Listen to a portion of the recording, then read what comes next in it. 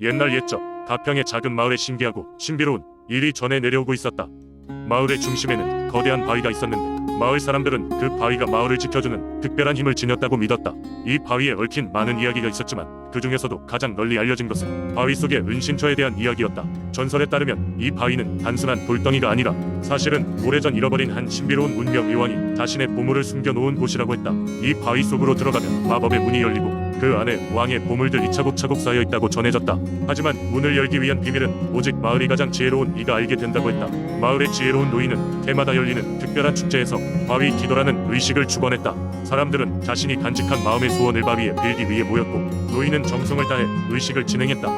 이 의식은 어느 해 마을에 큰 위기가 닥치면서 더욱 강력한 의미를 가지게 되었다. 가뭄과 홍수, 끊임없는 역병이 마을을 덮쳤던 해 마을 사람들은 모두 바위에 모여도 간절히 기도를 올렸다. 그때 지혜로운 노인의 꿈에 한 신비로운 여인이 나타나 말을 걸었다.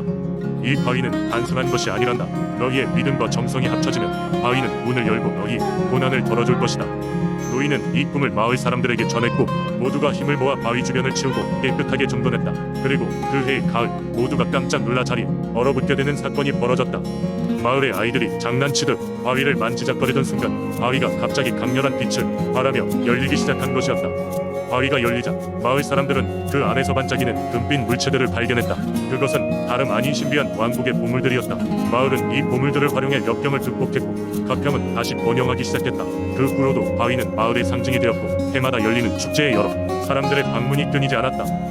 바위 속의 은신처는 단순히 전설을 넘어 마을의 신앙과 희망이 되어주었고 사람들은 언제나 이 바위를 보면 아직도 그 속에 남아있을지 모를 더 많은 비밀을 상상하게 되었다. 지금도 가평에서는 믿음은 문을 연다라는 속담처럼 이 바위의 전설이 마을의 중요한 유산으로 전해지고 있다.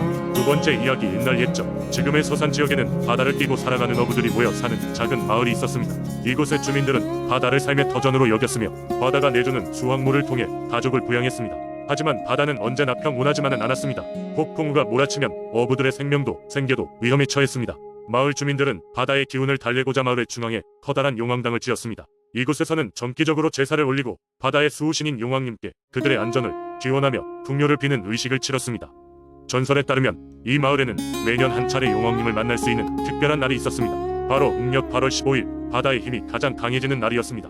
이날 용왕님은 마음이 선한 용기 있는 한 사람에게만 모습을 드러낸다고 전해졌습니다. 한편 마을에는 지영이라는 젊은 어부가 있었습니다. 그는 자신의 삶을 마을과 가족 모두에게 헌신하며 살아왔습니다. 하지만 그는 항상 해마다 불어닥치는 폭풍에 마음을 졸이며 살아야 했습니다. 그러던 어느 날 그는 꿈에서 아버지를 만나 꿈의 계시를 받았습니다. 지영아, 용왕님께 간절함을 전하렴. 너의 진심을 아신다면 길을 열어주실 것이야. 꿈에서 깬 지영은 마음을 굳게 먹었습니다. 그는 바로 그날부터 바닷가의 용왕당을 찾아가 맨 앞에 무릎 꿇고 용왕님께 간절히 기도했습니다. 그의 진심 어린 기도는 하루하루 쌓여갔고 마침내 음력 8월 15일이 되었을 때 그는 기었고 용왕당에서 밤을 새기로 마음먹었습니다. 달빛이 마을을 은은하게 비출 무렵 지영은 수면 위로 솟아오르는 눈부신 빛을 보았습니다.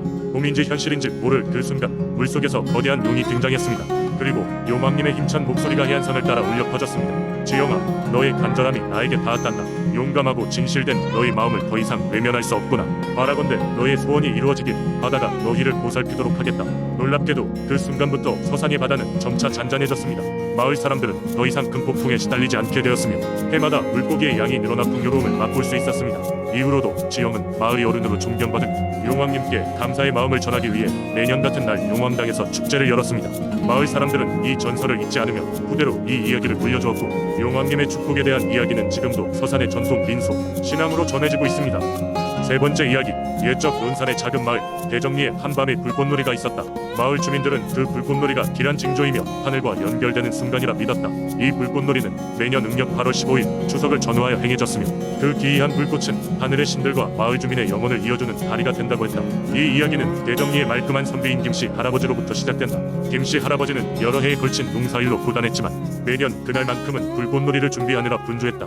할아버지는 많은 사람들의 도움을 받아 나무와 불을 모아 대정리 뒷산 중턱에 커다란 장작 더미를 쌓았다. 민속 신앙에 따르면 장작 더미 위에 불꽃은 하늘의 벽을 열어 조상의 영혼이 하감할 수 있도록 돕는다 하였다. 하지만 어떤 해에는 그 불꽃이 심상치 않은 모양새를 나타낼 때도 있었다. 특히 그 해는 그랬다. 밤하늘에 그려낸 불꽃의 형태가 마취용의 형상을 하고 있었던 것이다. 마을에서는 그 불꽃놀이를 보고 놀라움과 두려움이 동시에 일었다. 아무도 그 의미를 알 수 없었지만 곧 일어날 신비로운 사건의 전조라고 될 수군댔다. 바로 그 다음날 한동안 마을에서는 끊임없는 비가 내리기 시작했다. 비는 한 달가량 지속되었고 사람들은 농작물이 모두 상할까 걱정과 한숨으로 나날을 보냈다. 긴 비가 멈춘 후 마을의 저수지에서 사람들은 믿기 힘든 광경을 목격했다. 물가에서 빛나는 작은 용이 나타났던 것이다. 마을의 영험한 무당은 그 용이 하늘의 신의 전령이며 마을에 축복을 가져다주기 위해 보내졌다고 말했다. 그녀는 용과 교감을 나누었고 곧 마을에 그런 물난리를 이루었지만 그 대신 땅을 비옥하게 만들고 풍작을 가져다줄 것이라는 이야기를 주민들에게 전했다. 그로부터 몇 개월 후 과연 무당의 말대로 대정리는 풍작을 맞이했다. 그해 모든 농작물은 풍성하게 열렸고 마을 사람들은 모두 다 한마음으로 신의 축복을 감사하며 그해 추석 명절을 더욱 성대하게 기념했다. 그 후부터 매년 논산의 대정리에서는 기이한 불꽃놀이가 이어졌고 마을 사람들은 그것이 단순한 놀이를 넘어 마을과 하늘을 잇는 성스러운 달이임을 잊지 않게 되었다. 논산의 민속신앙으로 전해지는 이 이야기는 사람들 사이에 깊이 자리 잡았고 신비로운 불꽃 속에 담긴 영혼의 불길은 오늘날까지도 이어져 온다. 네 번째 이야기. 옛날 옛적 전라남도 강진 지방에는 산과 바다 그리고 드넓은 들판이 가로지르는 아름다운 곳이 있었습니다. 이곳에는 옛날부터 전해 내려오는 신비로운 이야기가 무수히 많았지만 그 중에서도 가장 유명한 것은 용신과 황룡의 전설입니다. 이 전설은 강진의 서쪽 바다 근처에 위치한 작은 마을에서 시작됩니다. 이 마을 사람들은 매년 늦봄이 되면 마을 근처에 있는 서산 너머 높은 산에서 용신 제사를 지냈습니다. 이 제사는 마을 사람들이 풍년을 기원하며 하늘과 바다의 신에게 감사히 마음을 전하는 자리였습니다. 특별히 이 마을의 용신은 하늘을 나는 황룡으로 전해집니다. 황룡은 하늘과 땅을 연결해주는 다리 같은 존재로 마을 사람들에게는 정신적인 보호자가 되어 주었습니다. 한 해는 다른 해와 다르게 가뭄이 오래 지속되었습니다. 마을 사람들은 안달이 나서 서둘러 제사를 준비했습니다. 그러나 그해 용신 제사에는 이상한 일이 벌어졌습니다. 제사 당일 마을의 하늘이 갑자기 어두워지며 천둥과 번개가 치기 시작했습니다. 놀란 마을 사람들은 부랴부랴 제물을 준비하고 제단을 서둘러 마련했습니다. 제사를 맡은 무당은 용신에게 간절히 기도를 올렸습니다. 용신이여, 마을의 평화를 주소서, 하늘과 바다의 조화를 이뤄 주소서. 잠시 후 하늘의 구름이 갈라지며 황룡의 환영이 나타났습니다. 마을 사람들은 경이로움에 입을 다물지 못했습니다. 황룡은 그들에게 말을 건네지 않았지만 그 눈빛에는 마을과 사람들에 대한 애정이 서려 있었습니다. 황룡은 곧이어 강진의 바다로 향했습니다. 그리고는 바다 깊숙이 들어가 물길을 휘저어 뭉쳐있던 검은 구름을 걷어냈습니다. 그 순간 하늘에서는 장대비가 내려 마을의 땅을 적셨습니다. 비가 그치자 마을은 다시 생기를 찾았고 그의 곡식은 풍성한 결실을 맺었습니다. 마을 사람들은 황룡과 용신에 대한 깊은 감사의 표시로 한결 더 정성껏 제사를 지냈습니다. 황룡의 이야기는 마을에서 대대로 전해 내려왔고 강진은 예부터 용과 바다를 잇는 신비로운 땅으로 역사와 신앙이 살아 숨쉬는 곳이 되었습니다. 그리하여 강진의 용신 신앙은 단순한 전설이 아니라 자연과 인간이 하나 되는 조화로운 삶을 추구하는 마을 사람들의 마음속 깊은 믿음의 상징으로 이어지게 되었습니다. 오늘날에도 강진을 찾는 사람들은 이 신비로운 이야기를 들으며 그들이 가진 열정과 기어려운 환경 속에서도 굴하지 않는 마을 사람들의 강인함을 배우게 됩니다. 다섯 번째 이야기. 옛날 옛적 조용하고 평화로운 담양이라는 마을에는 풍부한 대나무 숲이 자리 잡고 있었습니다. 담양 마을 주민들은 대나무를 많은 용도로 사용하며 자연을 숭배하고 감사하며 살았습니다. 이들은 대나무에서 피어나는 에너지로 인해 그들의 삶에 신비로운 행운이 따른다고 믿었습니다. 마을의 중심에는 대나무 숲의 가장 오래된 부분이 자리 잡고 있었습니다. 이곳은 마을의 신성한 장소로 여겨지며 정령의 숲이라는 이름으로 불렸습니다. 주민들은 이 숲에 대나무 정령이 살고 있다고 믿었고 그 정령이 마을에 풍요와 안녕을 가져다 준다고 전해졌습니다. 어느 날 하늘이 검게 물들고 비바람이 몰아치는 폭풍이 마을을 덮쳤습니다. 이 폭풍은 며칠 동안 그치지 않았고 주민들은 생존의 위협을 느끼기 시작했습니다. 홍수가 나고 곡식은 넘어지며 집들은 무너지고 있었습니다. 주민들은 대나무 정령에게 도움을 요청하기로 결심했습니다. 마을에서 가장 존경받는 노인은 마을 주민들을 이끌 고정령의 숲 중심으로 향했습니다. 그곳에서 그들은 대나무 정령에게 풍족하고 평안한 날들을 다시 되찾게 해달라고 간절히 기도했습니다. 노인은 아름답고 신비로운 노래를 불렀고 주민들은 그를 따라 함께 하모니를 이루었습니다. 그 순간 정령의 숲은 희미하게 빛났고 대나무 잎들은 선선한 바람의 흐름에 따라 춤을 추기 시작했습니다.